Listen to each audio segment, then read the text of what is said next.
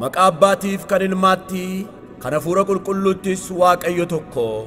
Waaqayyo Gooftaan isa qulqulluu mana qulqullummaa isaa keessa jira. Teessoon isaas waaqarraa.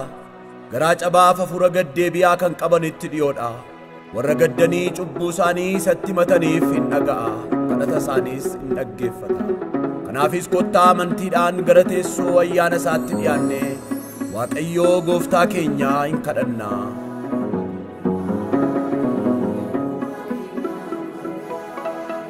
Keke dukkanni nargu ifa guddaa marfamtee ol gubbaa samiirra jirta miila keenya jettee jettee injiru boolli siin noqatee kan harkaan galaana hammaaru kan taatu waaqota safaru kan biyyoon gubootti naqee amma saalakkaa'u kan tulluuf gaarota fuudhee miijanarra kaa'u udaan akka keen ka'u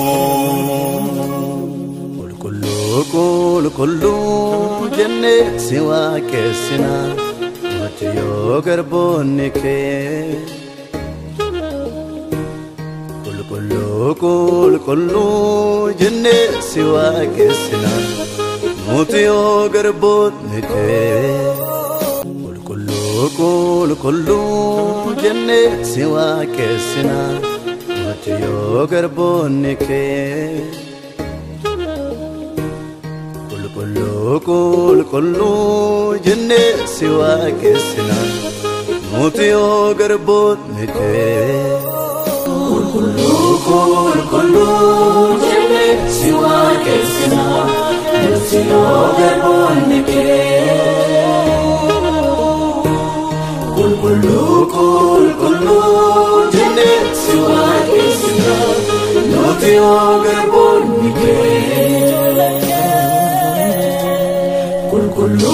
qulqulluu jennee si waaqessina nuti yoo garboonni kee qulqulluu jennee si waaqessina nuti yoo garboonni kee qulqulluu jennee si waaqessina nuti yoo garboonni kee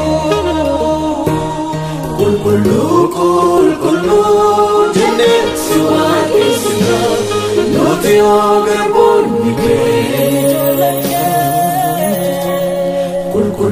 qulqulluu jennee si waaqessina nuti yoo